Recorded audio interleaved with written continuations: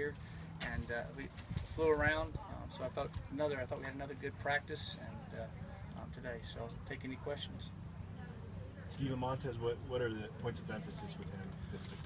Well, I just tell him to keep improving, and then be able to be a leader and understand. And I keep talking to him about the grind of every day. Every day is important.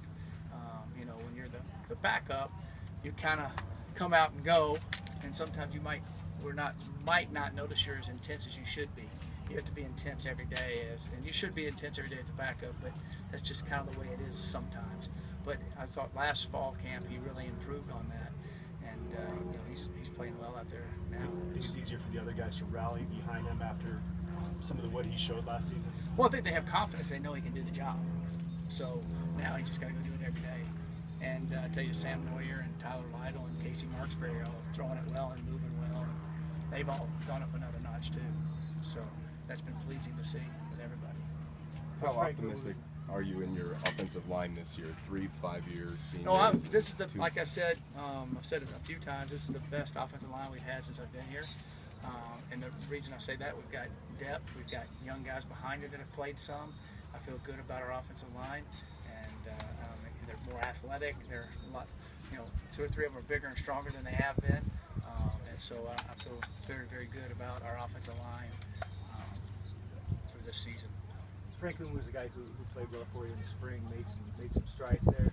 Is he showing so far in these first couple practices that he's a guy that can make some contributions? Yeah, Frank's come in really good shape. This summer, watching him do the running, he ran better than he's ever run. He was up in the front of the group all the time from the line because he's so athletic, and he's just in great shape. And that's showing out here. And we'll put pads on tomorrow a little bit, so that'll be a little bit more. But yeah, I'm excited where Frank is going. You know, he has length, he has power, he has strength. We've been able to soak him kind of for a couple years, and so it's his time to start showing and playing. Coach, wide receivers always think they should get the ball on every play. Mm-hmm. Do you want and need the wide receivers to be selfish in a way? Well, you want them to be able. You don't want them to not want the ball every play, but they have to do all the other things if they're not getting the ball every play. That's the whole key of it. They can't start pouting, and our guys don't do that if they're not getting the ball. And they saw that last year, how different games, different things happen, or in the course of a game or course of a quarter.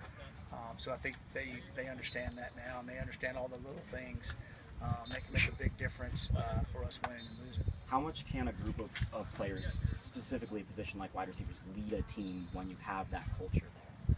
Well, they can be big leaders because if they're always ready, when the ball comes their way, they make the play, which usually they're big plays.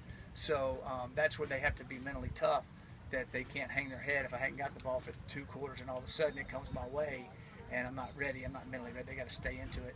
I think the way we practice, and I think last year the way they played, they showed that. And so I definitely think that they all understand. And the more guys you got, then the more speed you have out there, the fresher they can be, which puts a lot of pressure on those corners. Because usually corners don't rotate in and out. But if you rotate a few receivers out and they're all flying and catching, it can make a big difference. Coach, what about Tyler Lytle? How many reps is he taking? He's taking a ton of reps. The way we practice 2 fields. He's getting just as many reps as Montez. So that's one of our things, my pet peeves, I think helps us get better and develop players. So he's getting a ton of reps. And he's been doing well.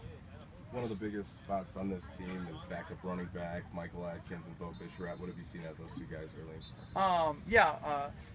They're doing well. You got Michael and Bo and Donovan Lee, and then hopefully Kyle will get back. So I feel good about our backup running backs. You know, just got to stay healthy, and so I think all of those guys are capable of making plays in our league. What about Alex?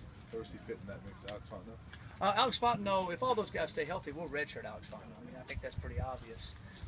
But if we get some dinged up, he's looked good out here. He's big, he's powerful. But if all those guys stay healthy, it'd be kind of ludicrous for me to play him in a mop-up situation and lose a red shirt. But he's looked good. We'll see. You know, you really know a lot about running backs when you put the pads on. We go a little live here on a couple of scrimmages we'll have. But he's looked really good catching the ball, moving. He's big, he's strong. Right now, we would see him just keep working, and if those guys stay healthy, it'd be hard for him to. It'd be not very smart of me to put him on the field. Thank you, Coach. All right, thank you.